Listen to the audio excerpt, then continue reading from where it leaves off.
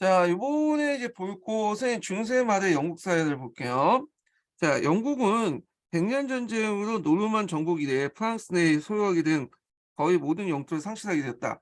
그러나 그 대신에 영국 국민의식이 강화되었고 특히 섬나라로서의 자각을 갖게 된 것은 영국의 근대적인 어떤 발전에 있어 매우 귀중한 소득이었다. 자, 중세 말의 영국 사회를 좀 보면요. 이렇게 피라미드 형식으로 돼 있어요. 자, 그 위에 이제 정점에 왕이 있고 그 밑에 인제는 자기 귀족이라고 하는 귀족들 있죠. 이들은 우리가 인제 뭐 많이 듣는 남작, 뭐 자작, 백작 등등 공작 이런 사람들 얘기하고요. 그다음에 여기 이제 안에 밑에 있는 건 젠틀이라고 부르는 사람들인데 또는 젠틀이 그 기사 이런 향신 귀족들을 인제 얘기하죠. 그러니까 귀족이긴 귀족인데 자기 귀족보다는 그렇게 인제 뭐냐면 세력은 크지 않고요. 지방에 그 토지나 좀 가지고 있는 그런 귀족을 얘기를 해요. 자, 그리고 이제 그 중간층으로서 요몬이라고 하는 계층이 있죠. 요몬, 요맨 이런 계층들은 주로 인제 장궁수 앞에 롱보우죠. 롱보우나 인제 보병으로 무장할 수 있는 어떤 그 경제력을 가지고 있는 계층들을 얘기해요. 그래서 이 사람들이 나중에 그 자본가적 차진원으로서 후에 이제 농업혁명이나 이런 것들을 이끌었던 계층들이 요몬이라고 하죠. 이들은 자기 토지도 갖고 있지만 젠트로부터 땅을 빌려 갖고 인제 동사를 져요. 자경과 차경 이렇게 동시를 하고 있다. 그다음에 그 용어 밑에 인제 맨 밑바닥에는 농업 노동자라고 하는 계층도 있죠. 그래서 시간이 지나면 지날수록 요 그 항신 귀족들 이 와 요몬들하고 요 밑에 있는 그 농업 노동자 간의 어떤 계층적인 차이가 확 커지죠. 양극화가 심해져. 이건 아까 말한 것처럼 이제 영국 같은 경우에는 치안 판사 제도를 유지했기 때문에 이게 통제가 잘 안 되는 거야. 치안 판사는 젠틀리들이 주로 담당하잖아요, 기사 계층이. 그러다 보니까 인제 이들을 통해서 인제 해야 되기 때문에 이들 자체가 이 지주이기 때문에 인제 뭐냐면 거의 이 권력을 이용해서 자기 토지를 늘리고 하는 데 이용하지 농민들을 안정시키고 그런 데는 별로 관심이 없는 사람들이거든요. 그래서 이런 그 뭐냐면 농업 노동자들의 일부가 자주 이제 런던 같은 대도시로 올라가서 빈민이 돼요, 이 빈민들. 그리고 나중에 2차 그러니까 산업혁명 당시에는 제2차 농업혁명 당시에는 또 와서 공업 노동자들이 되죠. 뭐 이렇게 인제 보시면 될 것 같아요. 자, 그러면 여기에서 좀 볼 때 이 젠틀한 계층의 동향이죠. 이 기사 계급이나 그 밑에 요몬 같은 중상층들 이런 사람들은 강력한 왕권을 원했어요. 왜냐하면 이제 장미 전쟁 동안 이 자기 귀족끼리 지네끼리 치고받고 싸우면서 싸웠잖아요. 그러다 보니까 인제 여기 이걸 본 이제 그 밑에 있는 계층들이 강력한 왕권이 등장해서 우리를 좀 보호해 주고 정치적 안정을 원했던 거예요. 자, 그래서 나중에 장미 전쟁이 끝난 후에 투도 왕조가 등장하니까 이들 계층들이 인제 특히 젠틀 이런 계층들이 인제 의회에 진출해 가지고 뭐냐면 강력한 왕권을 뒷받침해 줬죠. 그래서 이 투도 왕조의 그 절대 왕조의 특징은 이 장미 전쟁 이후에 강력한 왕권을 발했던 이런 계층들 젠틀이나 이런 계층들에 의해서 의회가 운영됐고 그러다 보니까 이 투도 왕조하고 의회 간의 어떤 협조 체제가 상당히 잘 구축돼 있어요. 예, 이게 특징이야. 근데 이제 후에 등장한 스투어트 왕조는 이 종전에 있었던 이 투도 왕조의 어떤 그 관례나 이런 것들 잘 모르니까 예전에 스코틀랜드 했던 방식대로 이제 밀어붙여 버린 거죠. 그러다 보니까 의회하고 충돌을 할 수밖에 없었던 거고 이런 것들이 종교 문제와 또 연결돼 갖고 명예혁명하고 청교도혁명으로 이렇게 일어날 수밖에 없었던 이런 구조가 됐던 거예요. 예. 자, 그러면 계속 또 읽어 볼게요.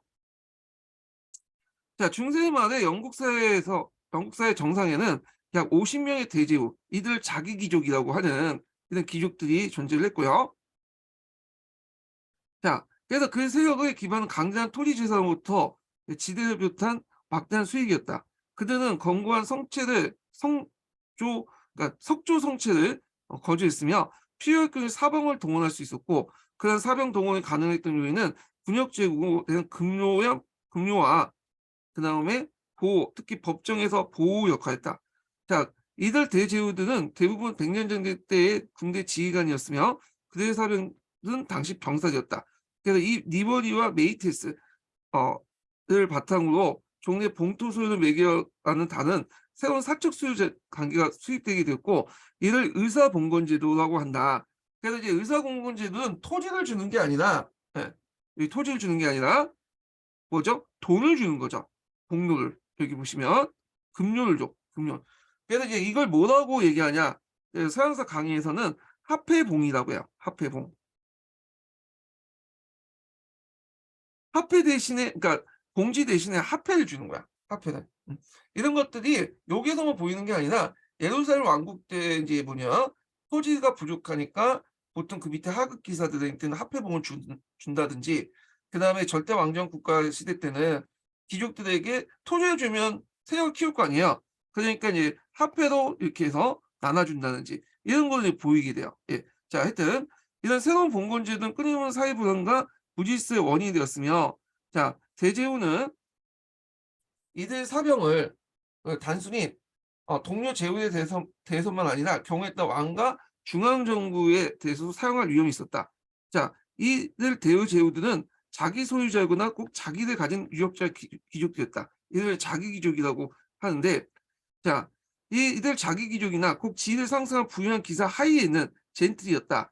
이 젠틀리는 중간층 기사들, 그러니까 중하류 기사들을 중하류 그 귀족들, 기사들을 얘기한다고 보시면 돼요. 그래서 젠틀의 포지는 정당한 문장의 소유였으나 그들의 문장의 획득은 그리 어려운 일은 아니었기 때문에 젠틀이나 농업 생산량에 직접 참여하지 않고 토지로부터 지대 수입을 여유 있게 생활할 수 있는 정도의 토지 소유자, 즉 지주라고 규정한 것이 가장 적절하다. 그리고 이들은 이제 대부분 기사 자기를 또 받아요. 기사 자기는 아까 이제 자기 귀족보다 좀 한 단계 낮은 거죠. 그래서 좀 하위 귀족 이렇게. 그게 또 번역에 따라서 향신 귀족이라고 하죠. 향신 귀족. 자, 그래서 그들은 하나 이상의 자원을 소유하고, 그 다음에 해자와 돌, 벽으로 가볍게 방비된 영주간에 거주하며 한두 교회에 대한 사제 추천권을 가지고 또한 작은 수도원의 보호자가 있었다. 그들은 기사칭호를 갖는 경우가 있으나 14세기 이후 기사칭호는 별로 위험이 되지 못했기 때문에 그런 칭호를 가진 자는 얼마 되지 않았다. 예. 자, 그 다음에 그들은 무장 폐용자 또는 향신이라 불렸으며 초소에서 더 이렇게 이 프랑키인가 하여튼 뭐 이렇게 있죠. 말을 사용했다. 자, 그래서 초소는 이제 이런 지역에서는 이런 그 칭호를 사용했다는 거죠. 하원의원에 선출되는 주 기사의 경우에는 실제로 기사의 경우 드물고 대부분 유력한 젠틀로서 자치도시의 대표도 주변 농촌의 젠틀의 경우 같다. 그래서 젠틀리는 정식으로 이제 기사 자기를 받는 사람도 있지만 상당수가 이제 뭐 기사라고 칭하긴 했지만 자기를 안 받는 사람도 많고요. 하여튼 그 지역의 이제 유력자이면서도 뭔가 약간 그 자기 기준보다 좀 한 단계 낮은 하위 기준이라고 보시면 돼요. 그러니까 이렇게 판단을 해보시면 될 것 같고, 뿐만 아니라 치안판사가 젠틀만 했다. 자, 이 치안판사 아까 전에 제도에 대해서 설명했죠. 그 지역의 어떤 사법권하고 경찰권을 장악하고 있는 사람이에요. 자, 이하 개별적으로 자기 이익과 어깨를 거둘 수 없었으나 집단적으로 하원과 지방자치의 핵심적인 존재로서 매우 유력한 사회층이 형성되었다. 자,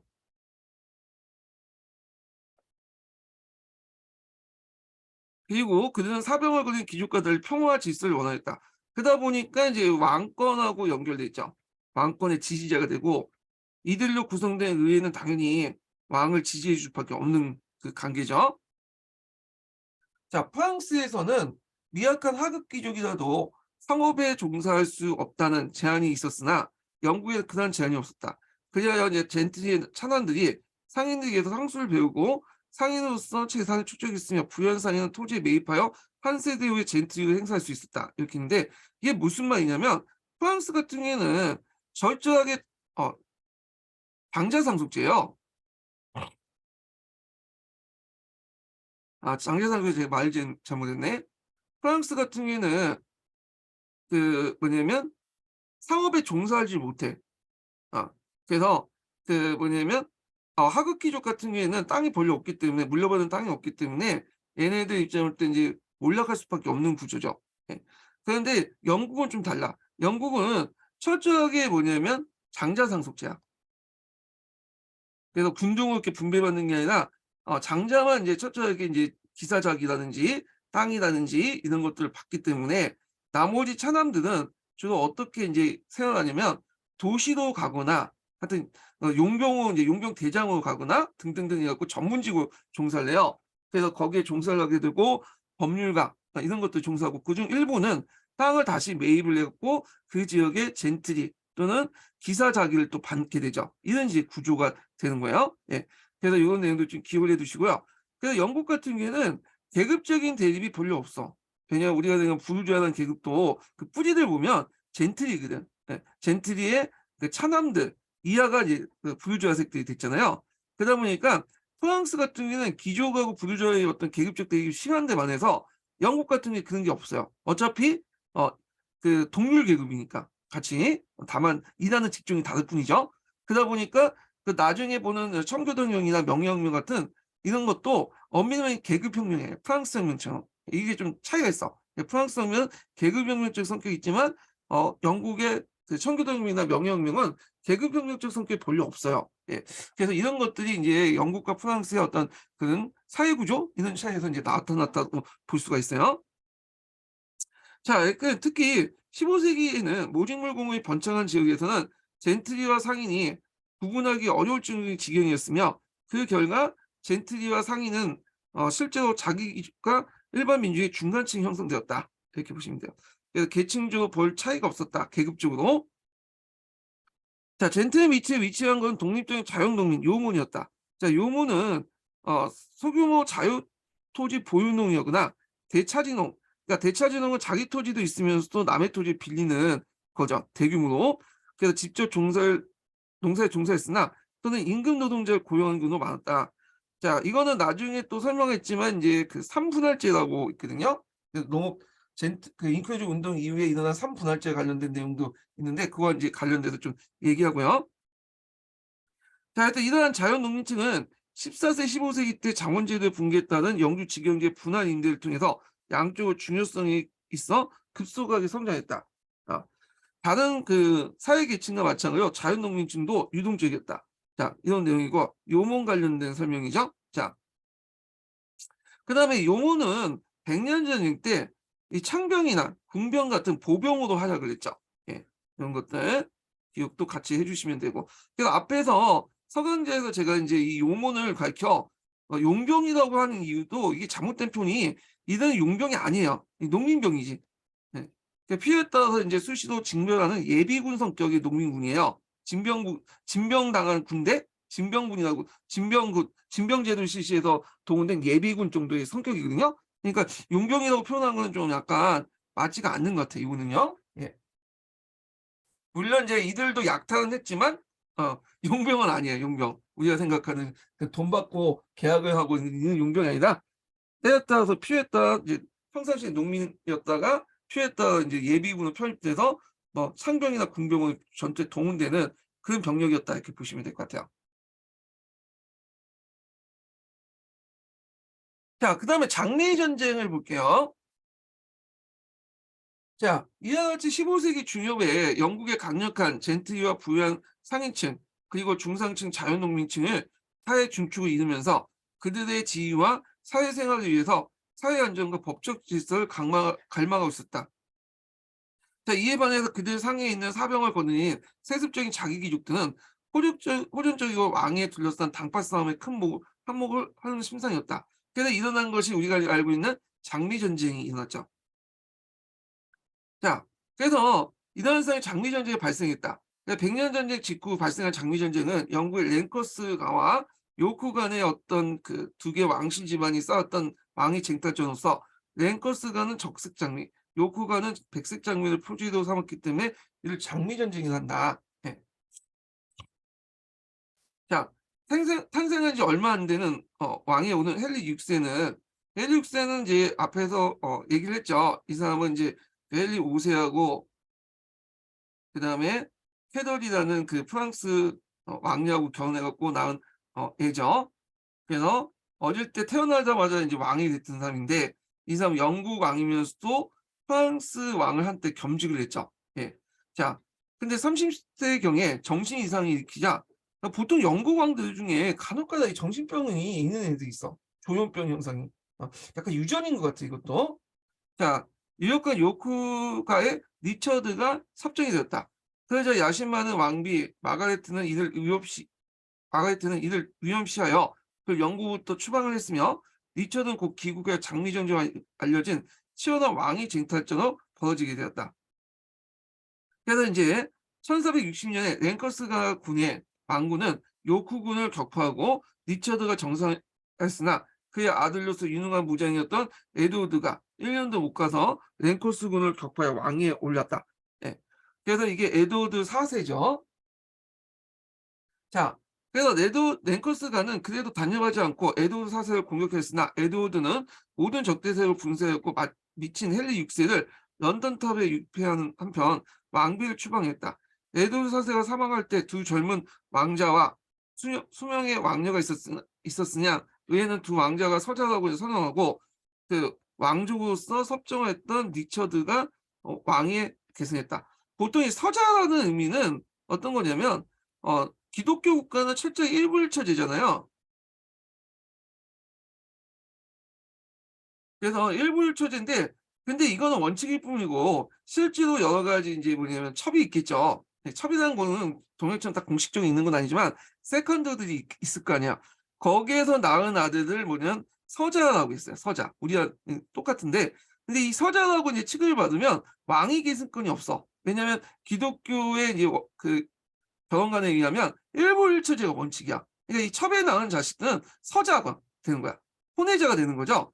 그래서 이런 애들은 왕위 계승권이 없기 때문에 이제 왕위 계승권이 박탈당하는 거죠. 자, 이렇게 이제 보시면 되고, 왕족으로서 섭정했던 리처드가 왕위를 계승했다. 이 리처드 3세인데, 자, 두 젊은 왕자는 런던탑에 유폐되고 얼마 안 가서 행방불명이 되는데 살해된 걸 추측된다.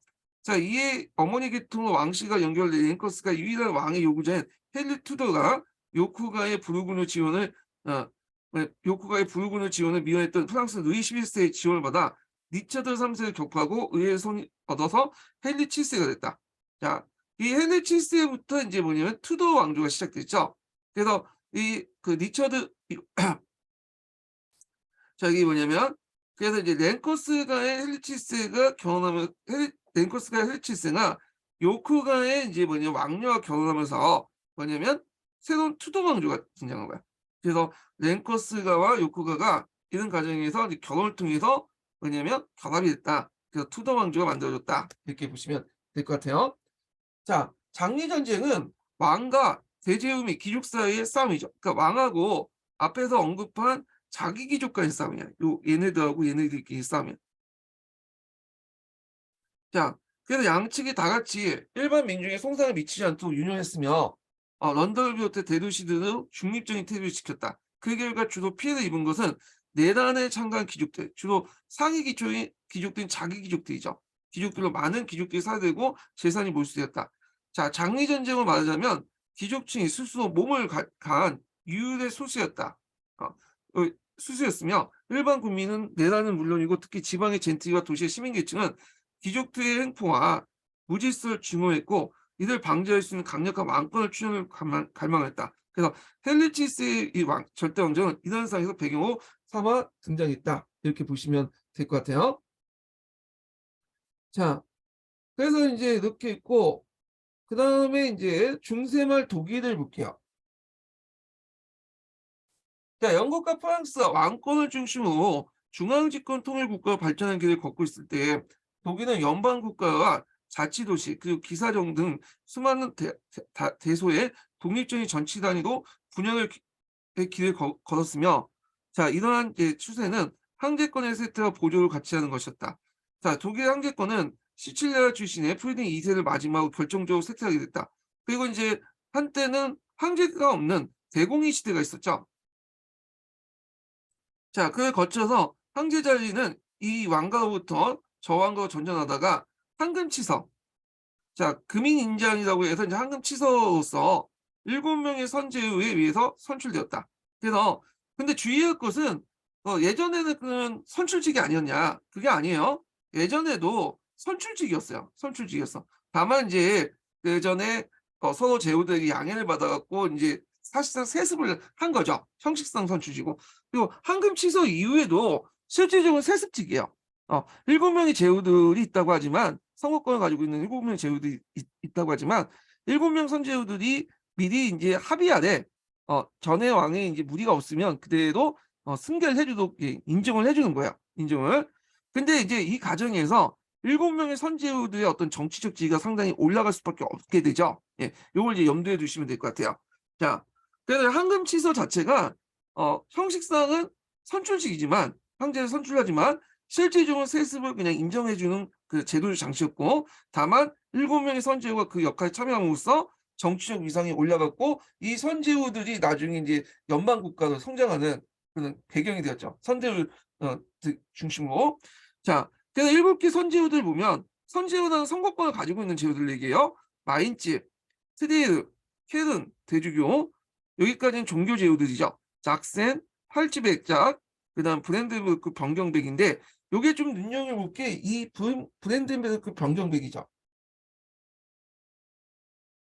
자, 요 그 브랜덴부르크 변경백은 오늘날 이제 어디냐 베를린이죠. 딱 오죠. 베를린에 수도로 그런 백장령이야. 백장령. 자, 이 그 변경령이 이제 그 당시에 브랜덴부르크 변경백이라고 했다가 나중에 혼테크를 잘해갖고 포이센 지역을 얻게 돼요. 그래서 나중에 이제 그 합쳐가지고 브랜덴부르크 포이센이라고 이제 명칭이 있고 나중에 포이센 왕으로 등극을 하죠. 이건 나중에 얘기할게요. 그래서 우리는 이제 그 브랜덴부르크 변경백보다는 변경백보다는 포이센 왕으로 알려져 있어요. 예, 포이센인데 후에 포이센이 되는 그런 연방 국가다 이렇게 보시면 될 것 같아요. 그다음에 보헤미아. 보헤미아는 오늘날 체코 지역이야. 체코. 자, 7개 선제후는 황제의 사망과 동시에 다수결로 새로운 황제를 선출하게 되었다. 그래서 선제후는 결과적으로 다른 제후보다 우월적인 위치에 서게 되고 거의 완전한 주권 국가와 다름없게 되었으며 이들 또한 제국 전반의 상태에 대한 감시 역할을 수행했다. 자, 그래서 이제 이걸 이제 완벽한 주권 국가 이런 것을 이제 보통 연방 국가라고 이제 표현하죠. 그래서 7개 선제를 중심으로 연방 국가가 형성되고 그 후에 이제 연방 국가들이 계속 늘어나고 연방 국가의 권한이 거의 이제 늘어나게 되죠. 예. 그리고 나중에 일정 30년 전쟁 이후에 완전히 이제 국가 형태가 돼버린 거야. 예. 외교권까지 이제 얻게 되면서. 자, 그래서 요 내용들 좀 기억을 해두시고요. 자, 이 황금칙서는 황제 선출에 관련된 분쟁의 발생을 방지하거나 그걸 감소시키게 되었으나 황제권이 약한해지 유명무실을 확인하고 이를 확정짓는 것이었다. 자, 그 후에 제이는 루셈부르크가를 거쳐서 15세기 중후에 오스트리아 합스부르크가 요 가문은 원래는 제후 가문이 아니었어요. 이 가문은 원래는 상인 출신의 가문이야. 그러다가 이 사람들이 혼택을 하고 돈으로 굶어 삶아서 결국에는 신성로마 황제권을 얻게 된 거죠.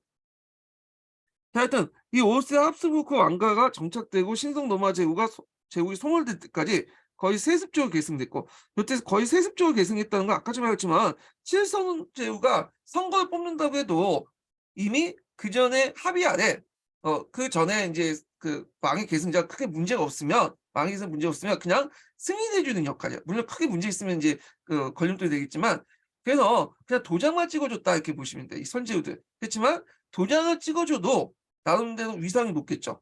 마음에 뒤틀리면 이제 황제에 올라가는 것을 왜냐면 거부할 수 있잖아요. 예. 그래갖고 그 대표적인 예가 이제 마리아 테레지가 이제 여왕으로서 신성로마 제국을 이제 얻게 될 때 그때 그 아버지가 제후들을 불러놓고 얘네들에게 이제 설득시켜갖고 합의를 받잖아. 예. 그래서 마리아 테레지가 왕에 올라갔는데 근데 마리아 테레지가 황제가 올라가는데 불구하고 그 뒤에 이제 그러니까 마리아 테레지가 황제가 올라가고 그 전에 사전에 합의를 받는데도 불구하고 이 프로이센이 프리드리히 2세는 그 또 딴짓을 걸었죠. 예. 그래서 이런 것을 볼 때 그 당시 사전에 합의를 보고 도장을 찍어주는 것 자체가 일종의 신성로마 그 황제에 대한 압력을 행사할 수 있는 거죠.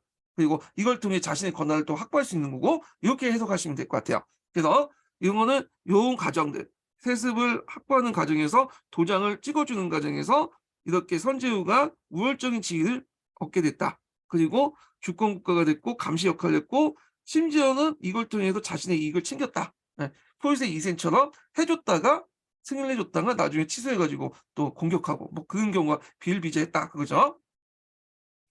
자, 그다음에 한제권의 세태는 꼭 독일의 정치적 해체의 추세를 심할 듯했다. 그래서 자치도시들은 자이상 한자동맹 같은 도시동맹을 결성하고 경우에 따라서는 하극기족의 결합체인 기사동맹도 결성했고 근데 여기는 자치도시라고 하지만 보통 이제 이걸 자유도시라고 하는 것이 더 맞을 거예요. 예. 보통 이제 책에는 자유도시거든요. 자치도시 같은 경우에는 저쪽 프랑스나 이쪽이 이제 자치도시고 여기는 약간 자유도시 이런 식의 얘기를 하고 있어요. 하여튼 뭐 용어상은 건데 거의 비슷하다 보시면 돼요. 그냥 다른 책에서 그렇게 얘기하니까 이제 얘기를 한 거고요. 자, 시민과 기사와 성직자들은 봉건 제후의 침범으로부터 스스로 재산권을 보호하기 위해서 신분제 의회를 소집했다.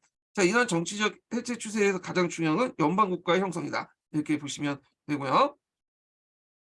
자, 그래서 이제 그 당시에는 이 신문지의 의회와 그다음에 그 연방 군주가 권력이 비등했어, 독일에서. 예. 그래서 이게 이원적인 어떤 권력 형태가 계속 유지가 됐고 이게 연방 국가의 특징이야. 신분지 의회와 연방 군주의 권력이 비등했다. 물론 이제 시간이 지나면 지날수록 신분제 의회의 권한이 약해지면서 연방 군주의 이제 권한이 강해지기 시작했죠. 이제 30년 전쟁 이후인데, 자, 요거는 이제 나중에 얘기하고요.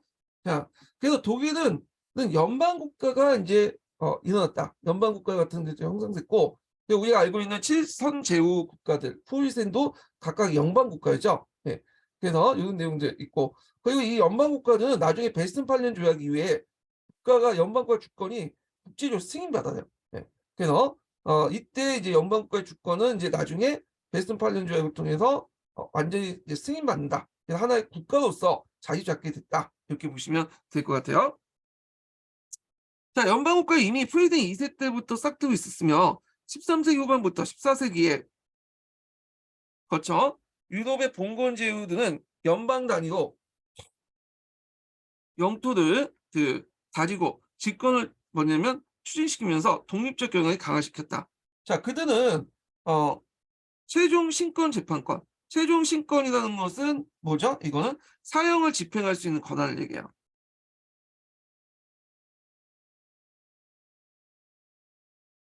자, 그 다음에 축소권, 그 다음에 화폐 주조권, 방세 징수권 등 국가 공권에 속하는 연방 국권을 가지고 확립하여 주권 국가가 다름없는 연방 군주가 되고 이어 신분제 의회의 소집권을 장악하여 거의 완전한 독립국가를 갖추게 되었다. 자, 이렇게 보시면 되고요. 신분제 의회가 상당히 중요한데 요게 이제 초창기 때는 연방 국가들이 국왕권과 연방 군주죠. 신분제 의회가 서로 양립되는 그런 평형 상태의 형태였어요. 근데 이것이 나중에 시간이 지나면서 깨지고 신분제 의회의 권한이 연방 군주 쪽으로 넘어가게 되죠. 예. 이렇게 이제 보시면 될 것 같아요. 자, 15세기 때 이러한 발전이 특히 현존했던 것은 브랜덴베르크, 바이에른, 베크노브루크 등 신분제 의회 소집권을 장악하여 의회로 하여금 연방 군주의 가세권을 인정시켜 그 수익으로 능률적인 행정기구를 발전시켰다. 그래서 귀족과 시민계급을 반항에 내세워서 지배자의 징세권은 불가양도한 고유한 권리라고 노마 주권의 이론을 내세우고 그들의 주장을 관철시켰다. 그래야 19세기까지 독일의 정치 질서의 중축이 된 연방국가가 수립됐으며 그리고 15세기부터 16세기 거쳐 연방국가는 봉건적 질서로부터 근대적 절대왕권 넘어가는 가독 이전 신분제 국가 형태를 띠게 되었다. 자, 한편 성지수의 목적으로 성립된 독일 기사단. 예. 예전에 한번 그 얘기를 했죠. 유럽의 3대 기사단 중에 수턴 기사단, 독일 기사단이 있어. 이들은 이제 그 13세기 때 독일의 국경을 넘어서 슬라브족에 대한 활동을 시작하니 이 사업에 보다 큰 의의를 발견하고 그 일에 집중했다. 그래서 이 독일 기사단 같은 경우에는 먼저 싸움뿐만 아니라 그 지역을 개척을 하는 일도 있어요. 그러니까 포유센 지역을 넘어가지고 했는데 그래도 대표적인 프로이센 지역이 어떤 지역이냐면 우리에게 친숙한 이는 이 프로이센 지역이 있어. 프로이센. 아이고 이거. 네. 자, 잠깐만요. 이게 왜 이래? 네. 자, 그래서 여기에서 이제 독일 기사단이 이제 주로 개척한 지역이 프로이센 지역이에요. 프로이센. 그래서 이 프로이센이라는 지역은 원래는 그 지방 명칭이 아니라 프로이센들이 사는 땅이라는 뜻이야. 원래 여기가 이제 프로이센들이 그 사는 땅이었거든요. 이 프로이센들이 사는 땅을 그 지역은 이제 프로이센이라고 불렸던 거야. 이 프로이센들은 엄밀히 말하면 게르만족들이 아니라 슬라브족들이죠. 슬라브족들이에요, 이 사람들이. 그러다가 이제 이 사람들이 기독교화 됐죠. 그러면서 게르만족한 거야. 독일 민족으로 통합된 거죠. 예. 그래서 이제 이런 것들 연결시켜서 보시면 되고요. 그래서 이 독일 기사단이 이제 얻게 된 이 동프로이센이나 뭐 이런 지역들은 후에 이제 비텐베르크 선제후가 결혼을 통해서 혼테크를 통해서 프로이센 공국을 합병을 해버리죠. 예. 그래갖고 이제 이렇게 있다. 좀 기억을 해두시면 될 것 같고, 자, 그들은 비스토르강을 넘어서 동진하여 13세기 후반에 프로이센 독일화했고, 앞에 지금 원래 슬라브족 거주 지역이었죠. 이들 기독교 개종 시켜서 일종의 게르만 시켰다, 이렇게 보시면 돼요. 그래서 기독교화 시켰다, 이렇게 보시면 될 것 같아요. 그래서 이 투던 기사단은 싸움뿐만 아니라 개척도 하고 선교 활동도 같이 했다. 왜냐하면 이 기사단 자체가 일종의 수도사 집단들이거든요. 수도사 집단들이 일종의 뭐냐면 창을 들고 칼을 드는 형태야. 예. 그렇기 때문에 종교 집단이라고 보시면 돼요. 이 기사단 자체가. 또. 자, 그다음 스위스의 독립보죠.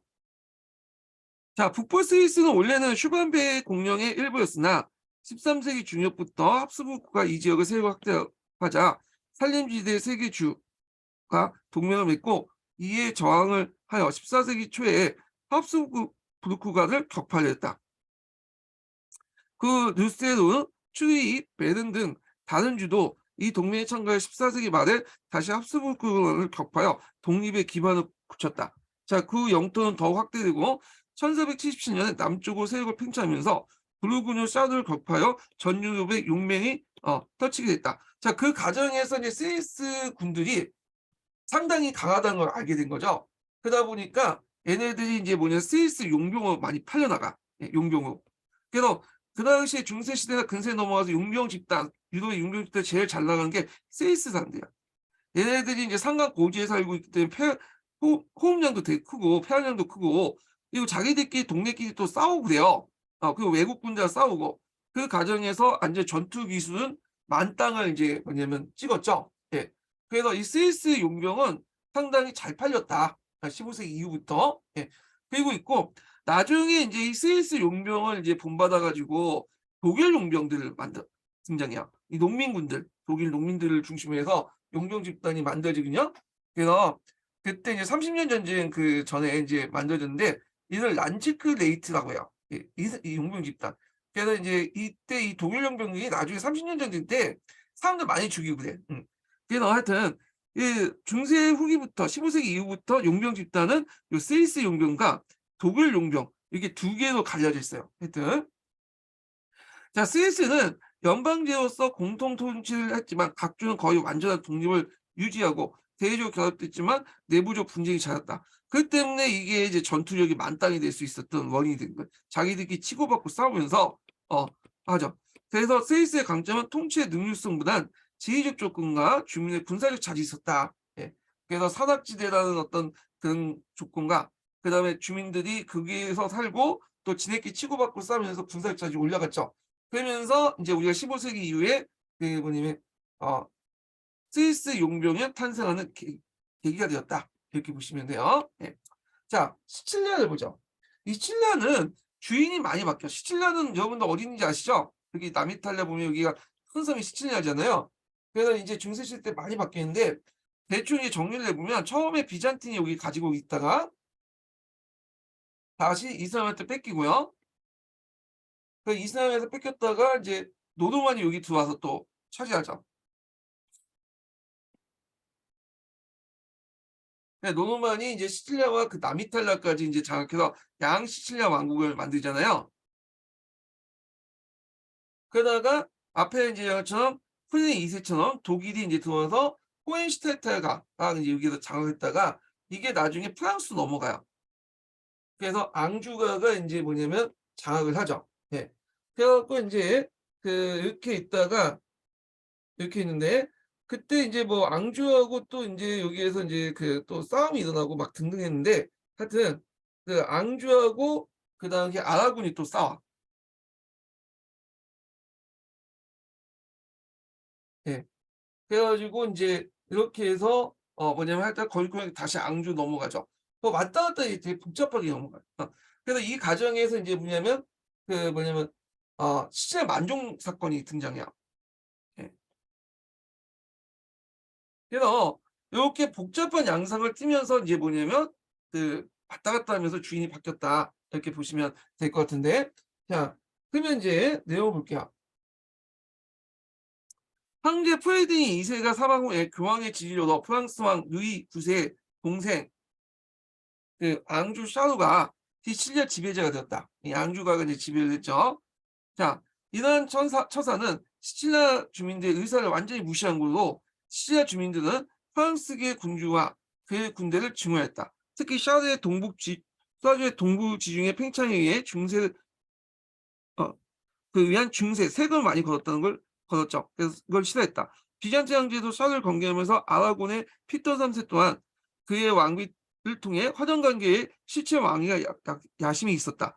그들은 시칠리아 주민들의 불만을 부채질했고 결국에 1282년에 페르노모 페르노모라는 건 시칠리아 큰 대도시를 얘기해요.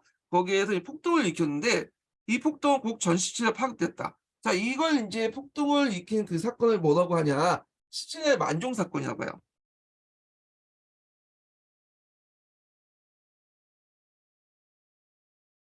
이게 이제 1282년에 시칠리아의 그 당시 수도였던 파라노모에서 일어난 반란인데 그 당시 시칠리아를 통치했던 프랑스 앙주가의 압제에 불만을 품은 주민들이 일으킨 사건인데 그때가 이제 부활절 월요일이었어요. 그래서 그때 이제 그 교회마다 종이 있잖아요. 종을 땡땡 치면서 이걸 신호로 해가지고 선 정역을 벌였기 때문에 이 당시 시칠리아 만종 사건이라고요. 그때 학살이 많이 일어났거든요. 그래서 앙주가가 추방되고 프랑스인들이 많이 학살됐어 이때.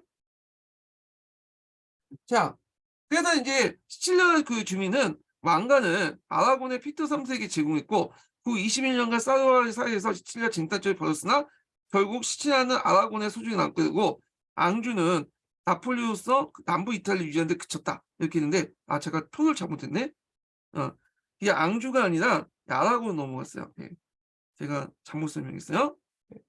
요거 건쳐 주시고 이게 앙주에서 아라곤.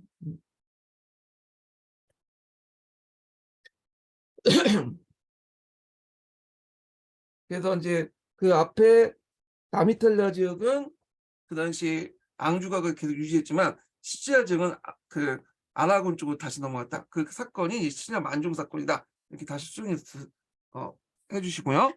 자, 그래서 이제 있고 여기에서 좀 알아줄 것은 시칠리아 만종 사건이 되게 유명하거든요. 요 사건이. 그래서 요것만 좀 기억을 해두시면 될 것 같아요. 앙주가의 반발을 해서 시칠리아에서 들고 일어난 사건 이렇게 기억을 해두시면 되고 번도의 국가에서 좀 눈여보면 노르웨이, 덴마크, 스웨덴은 북유럽 3국 국가죠. 칼마르 동맹을 결성했어요. 요거 좀 기억을 해주세요. 한때 이 칼마르 동맹을 결성해서 이들이 이제 통합 왕국을 이뤘다. 물론 이제 그 후에 이제 스웨덴 민족주의 때문에 깨지게 되죠. 그러다가 이 칼마르 동맹은 나중에 노르웨이, 덴마크 통합으로 계속 연결되지만 그 중간 사이에 그 뭐냐면 스웨덴 독립해 나가죠. 그러면 여러분 핀란드는 뭘까요? 핀란드는 그 당시에 러시아 땅이었어요. 원래 핀란드는 핀족이라는 나라가 세운 나라죠. 그래서 핀란드는 지금은 유럽인처럼 이렇게 보이잖아요. 근데 원래는 아시아 계통의 민족이야. 오랫동안 이제 러시아의 지배를 받고 있다가 나중에 이제 그 뭐냐 1차 세계대전 이후에 독립한 거야. 그거는요. 예. 자, 그럼 러시아를 보자. 러시아. 자, 러시아는 그 13세기 이제 몽골족의 침입 이래에 여러 공국 분열돼서 몽골족 통치 아래 막대한 공락을 바치게 되는데 거의 200년 동안 통치를 받았죠. 200년 동안. 이걸 이제 뭐라고 하냐면 타타르의 명예라고 해요. 역사상 어, 오랫동안 200년 동안 지배를 받았던 것이 타타르 명예고 이때 이제 러시아를 지배했던 그 나라가 우리가 알고 있는 키차크 왕국이죠.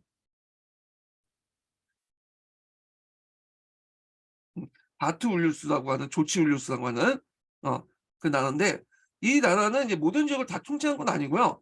주로 이제 어디만 중심에 키예프 중심만 이렇게 통치를 했고 나머지 지역은 뭐냐면 자치를 맡겼어요. 자기가 키예프에서 먼 지역일수록 자치가 점점 더 자치권을 가지고 있었다고 보시면 돼요. 특히 이제 모스크바 같은 경우에는 이쪽 지역이 변경이었거든요. 그리고 그 당시에 이제 그 모스크바는 철저하게 이제 러시아 몽골군이 들어올 때 철저하게 바짝 엎드렸어요. 그래서 금방 항복을 했어. 그래서 그 당시에 이제 그 몽골족 입장 볼 때는 이 모스크바가 좀 약간 충실한 자기의 신종으로 이제 삼을 수 있다고 생각한 것 같아. 그래서 이 모스크바 공국에게 그 주변의 가나을권을 통치할 수 있는 그 역량을 권한을 줬거든요. 그래서 모스크바가 원래는 조그만 공국에 불과했지만 그 몽골족들과 유착한 결통에서 뭐냐면 그 지역 모스크바 주변에 강대한 가나을권을 얻게 돼. 그래서 이 모스크바 대공국은 거기에서 이제 세금을 떼어다가 일부는 자기가 먹고 일부는 몽골족에 갖다 바치는 그런 역할을 하게 되는 거죠. 근데 이들이 나중에 이제 이런 과정에서 힘을 키우면서 이제 점점 어떻게 돼요? 주변을 더 확장시키고 결국에는 몽골족들을 몰아내서 이제 독립된 국가를 만들게 되죠. 그래서 이런 과정들이 이제 2반 뭐 2세, 3세 이런 식으로 해 갖고 쭉 진행이 되는데 요 내용을 볼게요.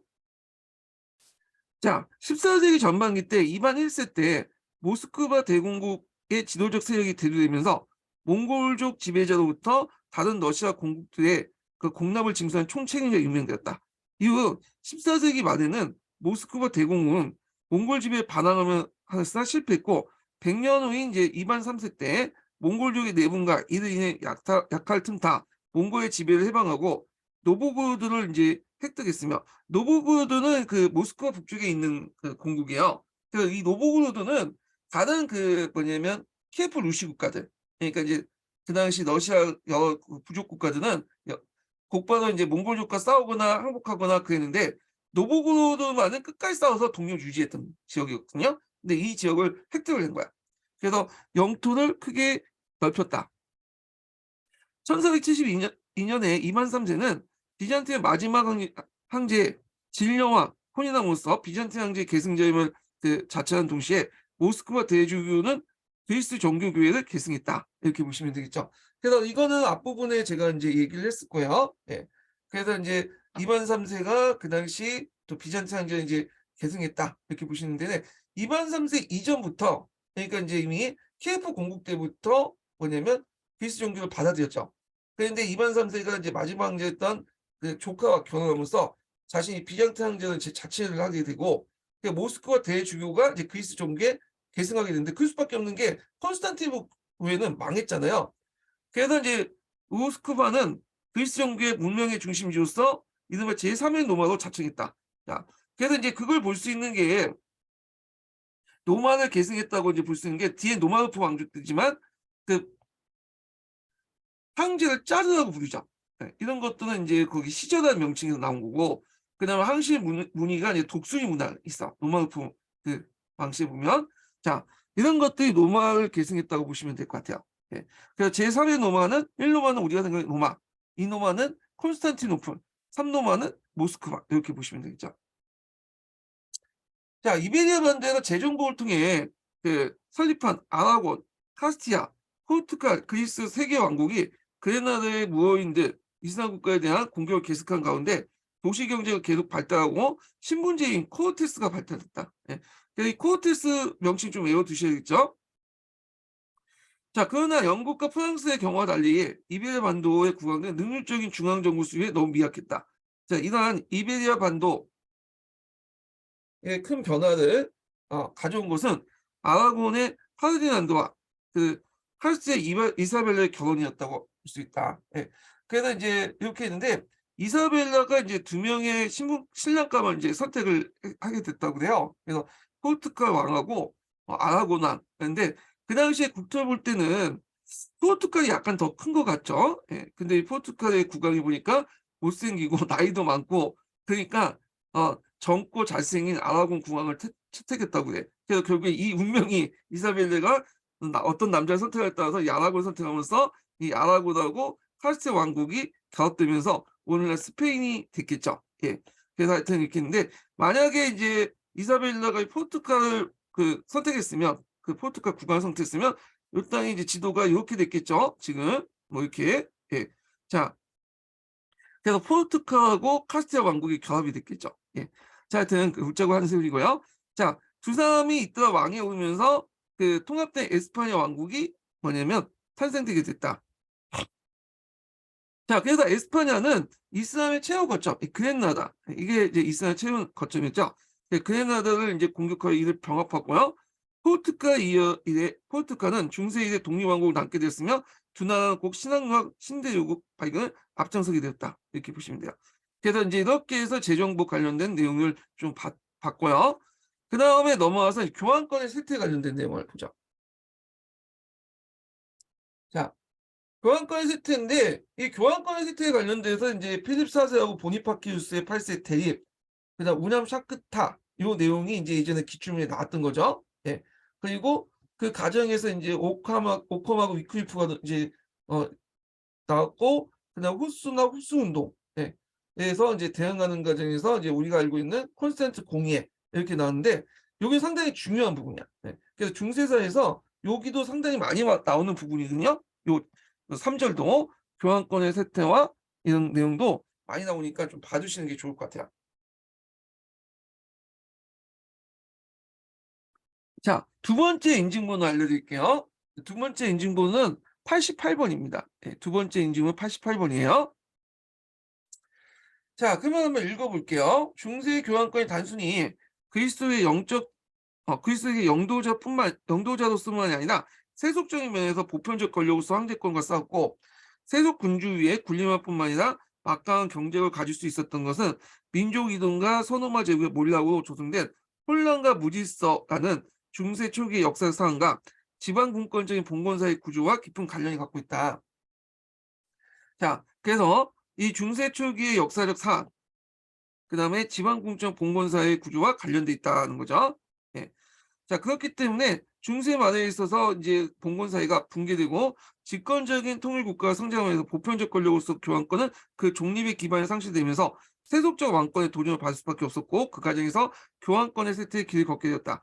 그래서 중세 초기 때 이제 노마드한 국가가 갑자기 사라졌잖아요. 그래서 이런 복잡한 그 혼란상을 그 대신에 이제 국가 권력을 대체해서 드는 것이 기독교 공동체 그 수장이었던 그 교황이었고, 그리고 또 지방분권적 봉건사회다 보니까 원심력이 작용되죠. 그래서 그걸 또 파고들 가지고 나름대로 보편적 권력을 행사했던 나름대로 영향력을 행사했던 것이 뭐냐면 교환권이었잖아요.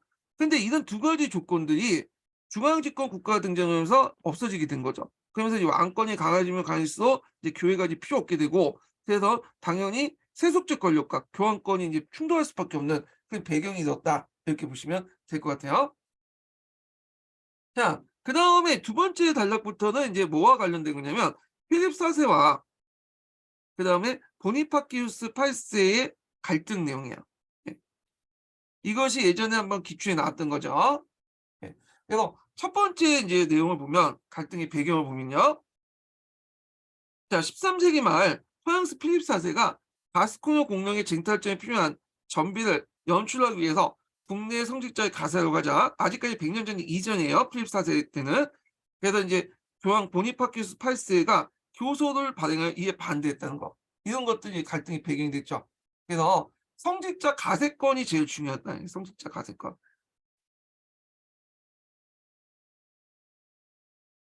지금도 보면 뭐 종교기관이라든지 그다음에 이제 교회 목사라든지 뭐 승려분들에게는 세금을 안 걷잖아요. 근데 나중에 제가 알아보니까 신부들은 세금을 낸다고 하더라고요. 예, 하여튼 그래요. 자, 그래서 이제 있고, 두 번째 여기가 연결돼 있지만 필립 4세는 이에 대응하기 위해서 프랑스부터 교황청으로 금전 유출을 금지시키고, 다시 14세기 초에 프랑스 왕의 건에 적대적인 행위를 취한 주교의 제거 문제 양자를 대입되게 됐다. 두 번째고 이게 세 번째겠죠. 배경. 자, 그래서 이제 이런 배경 아래 이제 직접적인 계기가 됐던 것이 이제 필립 4세의 뭐죠? 삼부의 소집이죠. 그래서 필립 4세는 광범위한 지지를 얻기 위해서 삼부를 소집했고, 교황은 이에 맞서서 오남 샤쿠타라는 걸 발행게 됐다. 자, 요게 예전에 시험 문제 나왔죠. 그게 이 교수 내용이. 예. 자, 이 운하샤쿠타의 사상적 기반에 대해서 좀 얘기를 해볼게요. 요게 이제 여긴 안 나와갖고 이제 좀 심화된 형태로 11년 기출문제 나왔던 거거든요. 그래서 잠깐 이제 좀 볼게요. 자, 이게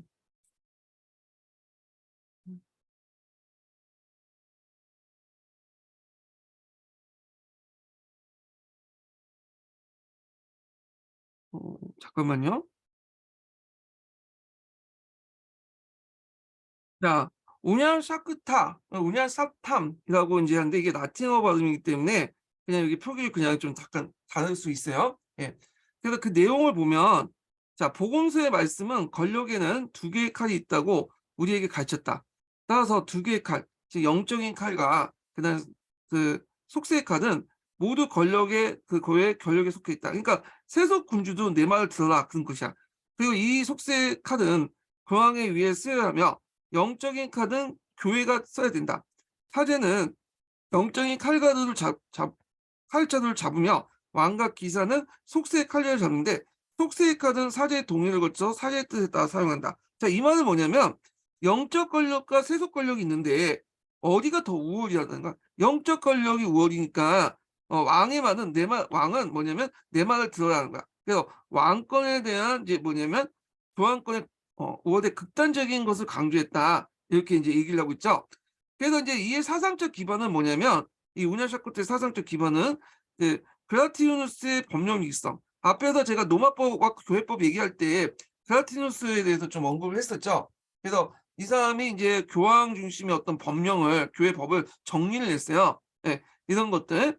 그 다음에 이제 갈라시아누스의 설례, 이 교황권 강조와 관련돼서 있고, 그 다음에 여기에서 이제 아리스토텔레스 철학을 들었는데 온건실제론과 이 명목론이 아닌 온건실제론이야 플라톤 사상의 개념 실제론의 조화 이런 것들. 이거는 이제 스토아 철학의 이제 핵심 사상이 아퀴나스 철학이죠. 그래서 이제 앞에서 말한 것처럼 여기에서 온건실제론 자체가 뭐라고 했어요? 여기는 온건실제론이 여기는 어떤 인간의 자율성, 자유의지 이런 것들을 강조한다고 했잖아요. 전에 강의할 때. 그래서 이게 교황의 어떤 베풀고 있는 실성사나 대사행위 이런 것들을 합리화시킬 수 있어. 예. 교황도 인간이기 때문에 나름대로 의지를 가지고 있죠. 그래서 예수님의 은총을 대리하는 입장에서 선행을 베풀고 그 과정에 칠성사나 제사를 하게 됐다. 자, 이런 것들을 정당화시켜주는 근거래요. 이 원고실증 개념이. 그래서 요 사상적 기반도 좀 기억을 해주세요. 여기 특히 요 내용. 원고실제론과 개념실제 조합. 그래서 우리가는 아퀴나스 사상의 기반이 되었다. 이것도 같이 기억을 해두시면 될 것 같고요. 자, 그래서 이제 요 내용이 있고, 브레이트니커 사전에 있는 내용도 한번 읽어볼게요. 1302년 12월 보니파키우스는 교황청이 기독교 세계에 대한 자치하는 그리스도 세계에서 차지하는 위치를 다른 훨씬 더 근본적인 선언문인 교소인 유일한 거룩, 그러니까 우남샨타, 그리고 서기에서 우남샤크탐이라고 얘기하죠. 그래서 발표했는데 이 교서는 교황청 직무에 대한 가격화도 극단적인 공식 표현 때문에 중세 모든 교황청 문서 중에 가장 널리 알려졌다. 자, 이 교수는 전반적으로 세속 권력에 대한 영적 권력의 우월성을 강조한 논조로 뭐냐면 옹호했다. 그럼에도 불구하고 이 두 권력이 서로 구별되고 둘 다 하나님에 나온다는 정통이 갈라시아누스 교리에 분명히 표현했다. 이렇게 있죠. 그래서 두 개의 권력이 있고 다 하나님한테 나오는데 상대적으로 볼 때 영적 권력이 뭐냐 세속적 권력 우위고 세속적 권력은 영적 권력에 동의하되 행사해야 된다는 게 주 내용이에요. 그러면 이 우남샤크타에 대해서 비판론자도 등장해요. 이것이 예전에 시험부에 나왔던 거거든요. 그래서 여기는 안 나왔기 때문에 주로 이제 여기 중세사 관련된 문제에서 나왔던 거예요. 그래서 한번 여기서 읽어볼게요. 대표적인 비판자가 오컴이야. 이 오컴은 유명론자죠. 그러니까 이제 이 사람의 권해는 신앙과 이성은 분리시켜야 된다. 그런 입장이 올 때 개별적인 또 사실을 강조하고 하잖아요. 그러니까 이 사람은 보편교회인 교황보다는 개별교회를 강조하는 사람, 이 사람들. 그래서 이제 이런 측면에서 이제 오컴이 이런 것들을 비판했고, 그 비판 내용이 이제 요 밑에 있어요. 한번 읽어보시고요. 자, 그 다음에 그 마르실리우스라는 사람이 있어요. 이 사람은 좀 외워두세요. 이 마르실리우스는. 이 사람은 어떤 사람이냐면 어 이 사람은 추기경이에요. 그러니까 성직자죠.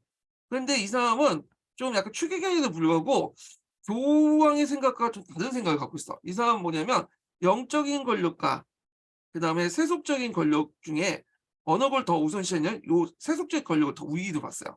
그러니까 앞에 우남 사쿠타하고 좀 다르게 보고 있죠. 그리고 또 세속적 권력과 영적 권력을 해서 세속 권력 우위로 봤고 영적 권력도 이제 두 개로 나누죠.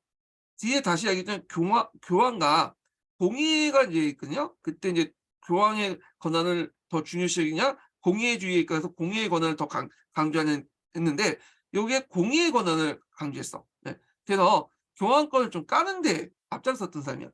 마르실리우스. 자, 그래서 이 마르실리우스가 뭐냐면 평화 옹호전지를 이제 썼거든요. 그래서 있고 이 사람은 또 유명론의 영향을 받고요. 공의주의에 관련됐어. 그리고 교황보다는 개별 교회를 강조해. 국가 단위, 국민 국가 단위의 개별 교회를 강조했다는 게 특징이야. 예. 그래서 그 관련된 내용이 이제 평화의 수호자, 옹호전자라는 뭐 같은 내용이에요. 어차피 번역의 차이니까. 자, 이 책에서 그걸 밝혔다는 거. 예. 그래서 이 내용도 좀 기억을 해주시고요. 그래서 이 관련된 내용들, 세속 권력의 우위라는 측면에서 이제 좀 얘기를 한 게 여기 들어가 있는데 한번 볼게요. 만약 로마의 주교나 다른 사제들이 면책권을 가지고 통치자의 강제적 판대를 복속하지 않으면 이것은 불가피하게 세속 통치자의 사법권을 완전히 무효화시키는 결과를 초래할 것이다. 나는 누구겠어? 마르실리우스죠. 이것이 모든 통치자와 공동체에 매우 중대하고 심각한 해악이라고 믿는다. 자, 인민의 동의 및 공익에 위한 법률이란 두 요소가 평등 정부와 건강한 정부를 구별하는 근거다. 그러나 이들 가운데 절대적 혹은 중요한 판단의 기준은 인민의 동의다. 뭐 이렇게 있는데 인민의 동의를 만들어진 국가 권력에 무조건 순종해라. 종교 권력이. 이게 주요 내용이야. 키포도. 그래서 요 관련된 내용은 좀 같이 기억을 해두시면 될 것 같아요. 요 관련돼서 11년 기출문이 나왔던 거기 때문에 언급을 했고요. 그래서 이제 평화 옹호자도는 그 관련돼서 여기 서양 중세사의 내용이 있거든요. 이 서양 중세사 브리테니컬 사전이네요. 예. 그 관련된 내용이 있으니까 한번 읽어보세요. 예. 그래서 이렇게 있다는 거. 다시 이제 넘어가죠. 자, 그래서 이제 왕권에 대한 이제 교황권의 우월을 극단적으로 강조했다. 우남샤크타에서. 자, 이에 필립은 보니파키우스의 제거를 결심하고 신복인 노가레를 시켜서 아나리에 머물고 있는 교황을 습격해서 사로잡게 했어요. 이걸 이제 그 유명한 아나리 사건이라고 해요. 아나리 사건. 근데 이거는 너무했다. 이거 좀 선을 넘은 거다. 이 나이 많은 그 보니파키우스 8세를 이런 식으로 잡아가면 되겠냐. 결국엔 여론이 안 좋기 때문에 벽파는 이제 공항을 석방을 하게 되죠. 그렇지만 이제 그 나이가 많은 연료한 보니파키우스는 충격과 굴욕감에 꼭 사망을 하게 되고요. 그래서 이제 1305년에 추기경에 의해서 새로운 교황으로 보르도 대주교였던 클레멘트 5세가 선출됐죠. 그래서 이제 근데 이 보르도라는 건 여러분들이 아까쯤에 좀 가스코노 할 때 언급했던 거죠. 가스코노의 이제 그 도시 중에 하나예요. 그래서 여기가 이제 유명한 포도주 산지죠. 예. 그래서 프랑스라는 걸 알 수 있어. 이 프랑스인이라는 걸 클레멘트 5세는. 자, 그래서 클레멘트는 꼭 28명의 추기경을 새로 임명했는데 그중에 25명이 프랑스인뿐 아니라 그는 교황의 거처를 남북 프랑스인 아비뇽으로 옮겼다. 예. 그래서 여기 남북 프랑스하고 돼 있는데 엄밀히 말하면 이탈리아형이야, 이탈리아. 근데 남북 프랑스하고 가까워. 네, 그렇게 이제 해석하시면 돼요. 그래서 이거는 뭐냐면 프랑스 왕의 영향력이 확대됐다는 거죠. 예. 자, 아비뇽은 엄격하게 따지면 아직 프랑스 왕령에 속하지 않았으나 그 세력화에 있는 도시로서 이후 교황은 완전히 프랑스 왕권의 지배를 놓이게 되었다. 그래서 이것을 옛 유대인의 바빌론 유수의 고사에 따라 교황의 바빌론 유수라고 한다. 또는 교황의 아비뇽 유수라고 한다. 그래서 바빌론 유수는 여러분들 아시죠? 그때 유대인들이 그 당시 이제 누구야? 그 신바벨로니아에 의해서 유대 왕국이 망했잖아요. 신바벨로니아에서. 그래서 네부카드네자르가 유대인들 뭐냐면 대거 잡아와서 바빌론으로 그냥 데리고 왔어요. 그걸 이제 뭐냐면 바빌론 유수라고 해요. 그래서 나중에 키로스 2세가 이들 다 풀어줬죠. 예. 자, 이거는 제가 기타도 할 때 좀 더 얘기하고요. 자, 이에 빗대서 이제 바빌론 유수, 교황의 바빌론 유수 또는 교황의 아비뇽 유수라고 한다. 네, 이렇게 보시면 돼요. 자, 이와 같이 필립 4세는 교환권에 치명적인 타격을 가했을 뿐만 아니라 예전에는 말했지만 사원 기사단 있죠. 템플 기사단. 이 사원 기사단이 전국적인 기사단이었어요. 그리고 이제 국제적인 조직이었고 그리고 얘들이 막대한 경제력을 가지고 있어서 왕권을 위협하고 있었거든요.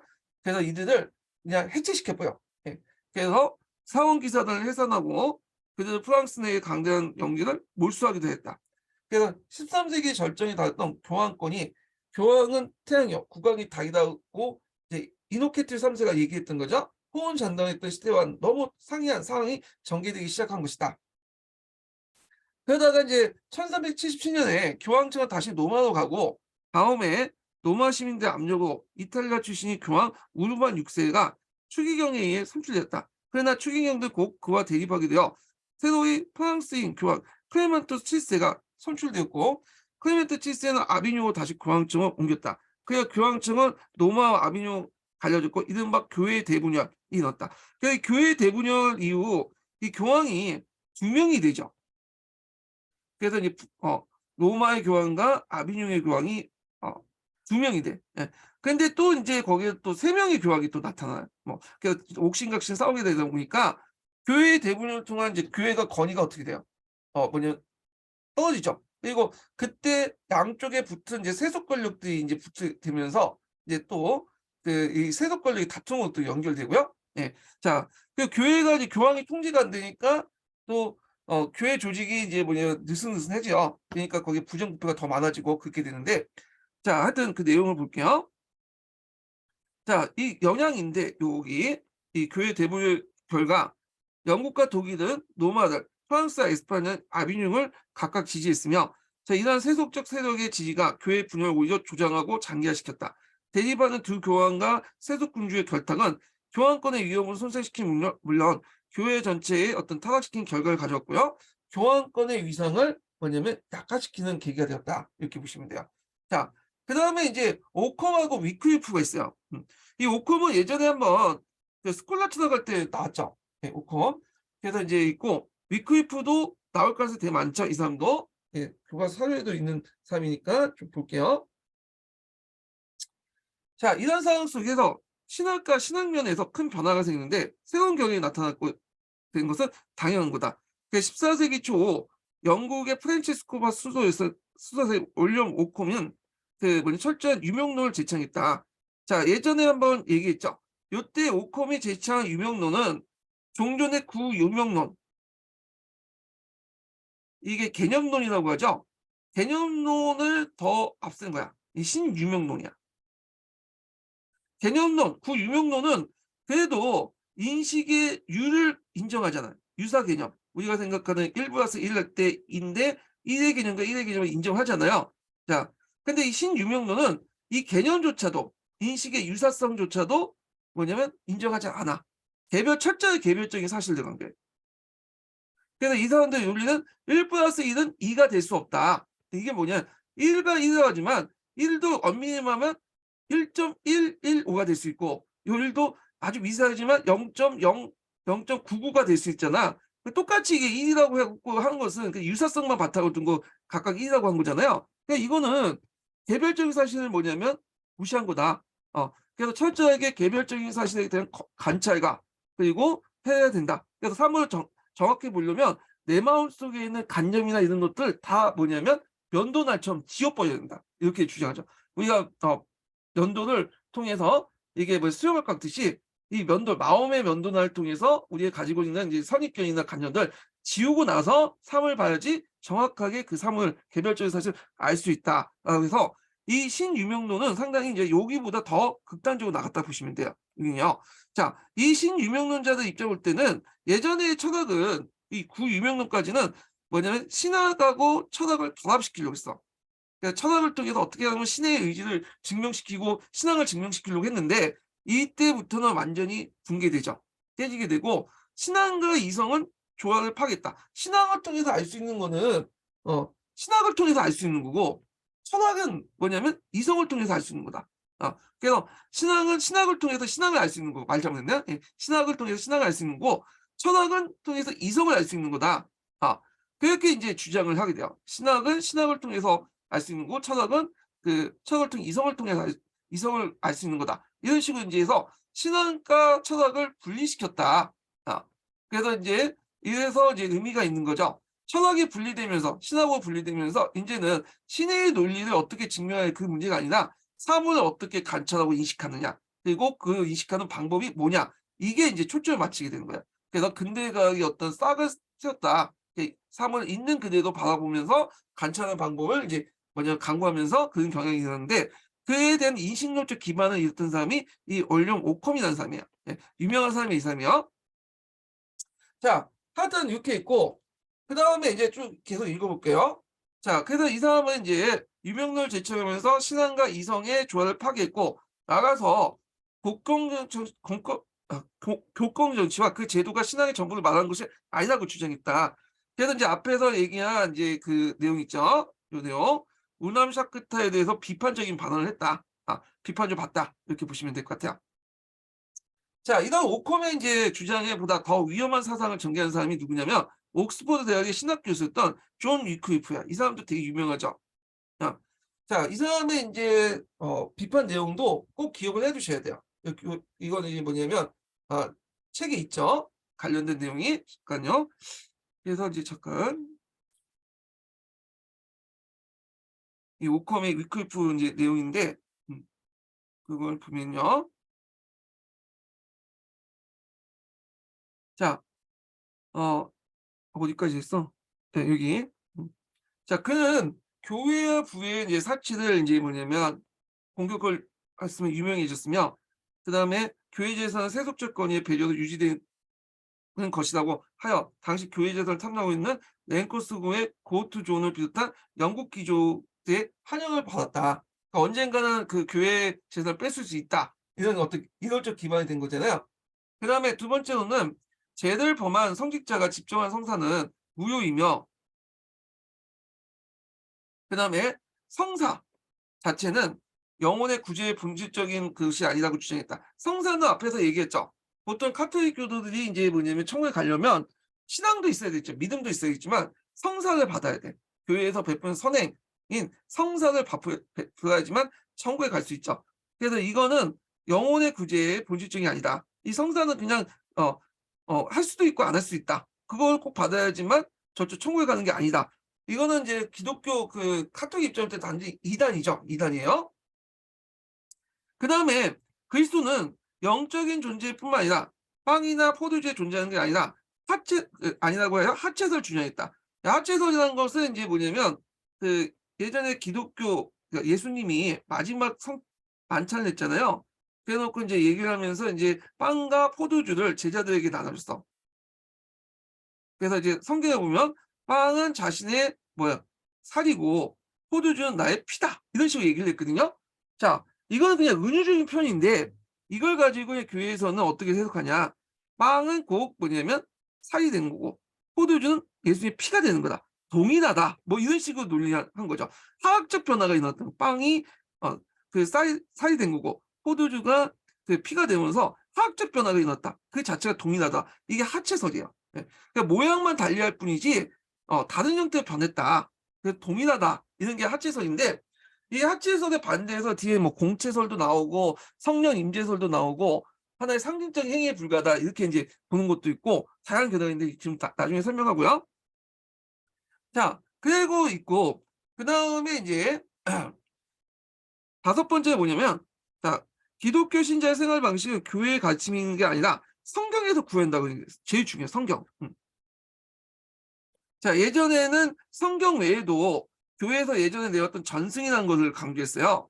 예. 그래서 믿음의 근거로서 성경과 전승을 강조했는데 전승은 중요한 게 아니라 성경만 이제 중요하다. 그래서 성경이 모든 사람이 읽혀져야 한다 취지하되 성경 번역을 지휘했다. 그래서 이제 영어로 이제 번역했죠. 근데 여기에서는 좀 한계가 있어. 왜냐면 이 성경이 원어를 가지고 성경의 원본을 가지고 번역한 게 아니라 그 앞에 이제 불가타라는 그 카톨릭 성경을 가지고 이제 번역한 거예요. 중역을 한 거예요. 그래서 요거는 좀 약간 한계가 있죠. 예. 그래서 그리스 원전이나 뭐 15일 원전을 가지고 이제 번역하기 시작한 거는 나중에 이제 16세기 들어와서 이런 그 르네상스 시기 때고요. 여기는 아직까지는 좀 한계가 있어요. 예. 자, 이런 위크리프 주장은 교회 재산과 수익을 위태롭게 했고 그다음에 이게 결과죠. 네. 그래서 위태 했고 교회의 영적 권위를 크게 손상시킨 것이다. 자, 그래야 그는 교황과 영국의 선객자에 의해서 비난과 배척을 받았으나 랭커스 공의 보호를 무사했다. 자, 위클리프 고서는 주로 농촌에 퍼졌고 그의 추종자를 로란드라고 하죠. 네. 그리고 헨리 3세 4세 때 노란드 금지령과 헨리 5세 때 첩전 탄압으로 노란드 지하로 숨어졌으나 비밀리 종교개혁까지 계승하였다. 이렇게 했죠. 자, 이 노란드파의 이제 영향은 앞에서 얘기한 무슨 난하고 연결돼 있어요? 마터 테일러의 난과 연결됐죠. 그래서 와터 테일러 농민 반란과 연결됐다. 이렇게 보시면 돼요. 그 존 볼도 이 노란드파의 그 사제죠. 이렇게 보시면 되고, 그래서 위클리프의 내용 보면 거의 예전 뒤에 나오는 게 뭐냐면 루터라든지 칼뱅의 교리와 거의 비슷하잖아요. 그럼 요때부터 종교개혁이 시작되지 않았냐 이렇게 볼 수가 있지만 아쉽게도 이 뭐냐면 위클리프의 견해는 그냥 교회 내에서만 끝난 거야. 위클리프나 뒤에 후스는 교회 안에서만 끝난 거지 일반 사람들은 잘 몰랐어요 이거는. 네. 왜냐하면 전파 수단이 없었거든. 근데 뒤에 이제 칼뱅이라든지 루트의 그 종교개혁은 뭐냐 전파 수단이 있었죠. 인쇄술.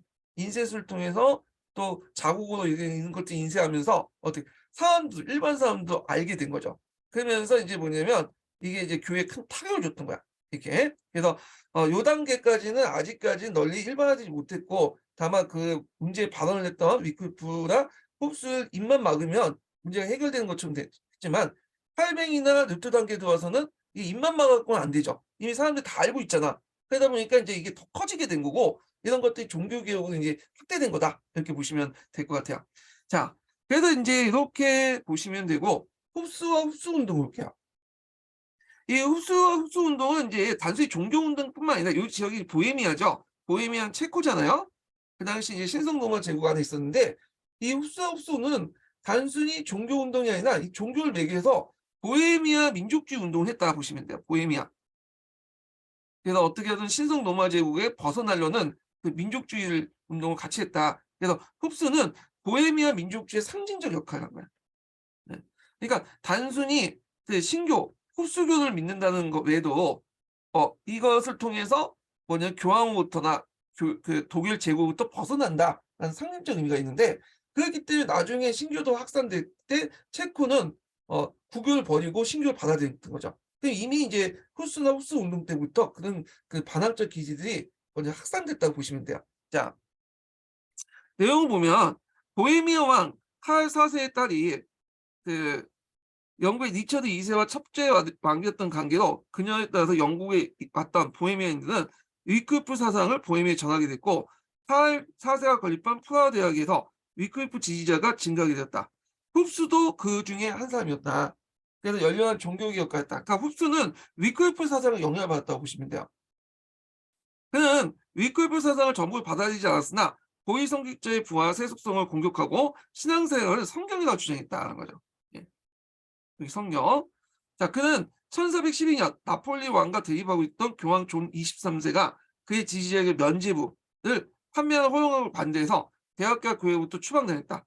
자, 홉스는 콘스탄트 공의의 소식을 듣고 그게 뭐냐면 황제의 승인하에 자진 출두하여 해명할 기회를 가지고 했다. 그러나 오히려 이걸 이단으로 규정짓고 화형에 처해졌다. 자, 홉스의 처형은 어리석은 일이었고 교회의 견직성을 드러내는 처사였다. 자, 홉스는 네, 히스가 아니라 이거 흡수라고 돼 있네. 히스가 돼 있는 게 흡수. 흡수는 그 체코의 민족주의의 상징적인 인물로서 체코의 거의 모든 사회층의 동조적을 갖고 있었다. 그리하여 1419년에 흡수 추종자들이 대대적인 반란을 발생했죠. 이걸 이제 흡수 전쟁이라고 해요. 체코의 농민군은 여러 번 황제 기사군에 격파했다. 이 흡수 운동은 1434년에 온건파가 급진파를 제쳐놓고 보헤미아의 카톨릭 귀족과 타협함으로써 진전되기 시작했다. 흡수 운동은 영국의 노랜드와 더불어 종교개혁의 선구로서 종교개혁을 움직이는 반봉건적인 민족운동과 결합됐다는 사실이 주목된다. 그래서 이 흡수 운동의 의의가 있죠. 이게 단순한 종교운동뿐만 아니라 반몽골적 민족주의 운동과 결합됐다는 거예요. 예, 흡수 운동이. 그래서 체코 민족주의의 어떤 상징 이런 역할을 했다. 그래서 여기가 이제 의의와 관련된 내용이죠. 흡수 운동. 예. 자, 그다음에 이제 신비주의 관련된 내용이에요. 신비주의. 이 신비주의는 뭐냐면 이 당시에는 신자가 어 하나님한테 이제 갈 때는 꼭 교회를 거쳐서 가야 돼요. 근데 이 신비주의자들은 그게 아니라 곧바로 이제 하나님한테 가는 그런 게 신비주의야. 예. 그래서 인제 근데 물론 이 신비주의 자체가 교회를 부정하는 건 아니에요. 근데 그 교리 자체가 일종의 교회를 약간 무시하는 내용이 있기 때문에 뭔가 이단적인 요소로 빠질 경우가 되게 많아. 그래서 이제 이 신비주의 자체는 교회에 종속돼서 인제 했지만 교회를 이제 지지를 했지만 그 자체가 이제 이단적인 요소가 있잖아요. 신비주의가 곧바로 인제 하나님을 가는 거니까 교회를 무시하고 그래서 나중에 종교 개혁에 알게 모르게 좀 영향을 주는 것도 있어요. 이게요. 예. 자, 그러면 이제 볼게요. 신비주의는 언제나 기독교의 중요한 요소였다. 그러나 그것은 제도로서 교회를 넘어서 신과 직접적 결합을 강조했다. 이게 핵심적인 거죠. 그래서 이단으로 이제 흐르기 쉽고 제도 교회 입장에서 문제성을 지닌 사상이었다. 자, 중세만의 가장 주목할 신비주의자는 도미니쿠스바의 에크하르트다. 예. 그와 그의 제자 타울러였다. 그다음에 신플라톤 학파. 이 신비주의에 영향을 주는 학파가 이 신플라톤 학파야. 예. 그래서 영향을 받아 범신론적 경향이야. 범신론이라는 것은 모든 사물 속에 다 신이 내재되어 있다. 이렇게 주장하죠. 예. 그래서 타울러는 일반인과 성직자들의 구성된 신의 버스라는 모임을 조직하여 교회 내부부터 개혁을 하고자 했다. 했고요. 자, 그래서 에크하르트와 타울레 추종자들은 정통적인 교회의 입장을 떠나지 않았으나 개인적인 종교의 경험을 강조하고 교회 형식주의에 대한 불만을 토로함으로써 부분적으로 종교개혁의 길을 닦게 됐다. 자, 그다음에 이런 것들이 민중화되고 널리 확대된 것이 뭐냐면 민중적 신비주의자예요. 예. 그래서 이거는 그 안에서 또 이단적인 길을 걷고 있는 이제 단체들이 등장을 하게 되죠. 자, 그러니까 13세기 때 저지방이란 건 오늘날 네덜란드. 그러니까 네덜란드나 이제 이렇게 벨기에 그런 땅들은 좀 낮잖아요. 그래서 그 지역을 네덜란드를 저지방이라고 했어요. 그 지역에. 그래서 저지방에 수많은 비공식적인 종교 단체가 생겼으며 그중에 여성들의 모임도 있었다. 자, 이런 종교 단체 중에 정통파 경공 건교 네, 정통파 건견 반면에 경건주의 운동의 가장 중요한 것은 14세기 후반에 게르트 후트라는 사람이 네덜란드 지방에 설립된 공동생활 형제단이죠. 요 단체는 좀 기억을 해 두세요. 예. 이 공동생활 형제단이 그 출신 중에 이 학교 이제 공동생활 형제단 여러 학교를 만들었거든요. 이 학교 출신자 중에 한 명이 에라스무스야. 그러니까 에라스무스 자체가 이런 신비주의의 영향을 받을 수밖에 없는 게 이런 공동생활 형제단에 있었기 때문이고 이런 단체들은 좀 교회에 좀 비판적인 거예요. 그래서 이런 어떤 문화적 영향을 받았다고 이렇게 보시면 되겠죠. 자, 이는 일반 속인들의 모임으로써 소집단으로 생활했으며 자선을 베풀고 기도를 위해서 공동 집회를 가졌다. 중세 말의 가장 고전적인 그리고 고전적인 경건 견곤 경건주의 문헌인 토마스 케피스의 그리스도 모방이라는 것이 바로 이 형제단의 소산이다. 자, 창설자인 그루트가 대학에서 공부한 사람이었으나 복잡한 교리보다 심성한 단순한 경건을 기도도 권하였다. 예. 그래서 그 경건한 그러니까 복잡한 교리보다 신성의 단순한 경건을 이제 기도하겠다. 그래서 이 단순한 경건을 기도하는 건 뭐냐면 약간 선종하고 좀 비슷한 것 같아요. 문자 복잡한 어떤 설교보다는 마음의 어떤 예수님의 어떤 심성, 마음을 통해서 예수님과 접근하는 거 이런 것들을 강조했다는 거 보시면 될 것 같아요. 자, 이 형제단의 이상을 넘어서 이상은 중세를 넘어 에라스무스 루터에도 영향을 미쳤다. 그래서 앞에서 얘기했죠. 에라스무스가 그다음에 공동생활 형제단 출신하고 있죠. 그리고 에라스무스의 영향을 받은 사람이 비판적으로 영향을 받은 루터죠. 네. 그래서 이렇게 영향을 미쳤다. 그러니까 중세 그러니까 뒤에 이제 종교 개혁에 영향을 미쳤다 이렇게 보시면 돼요.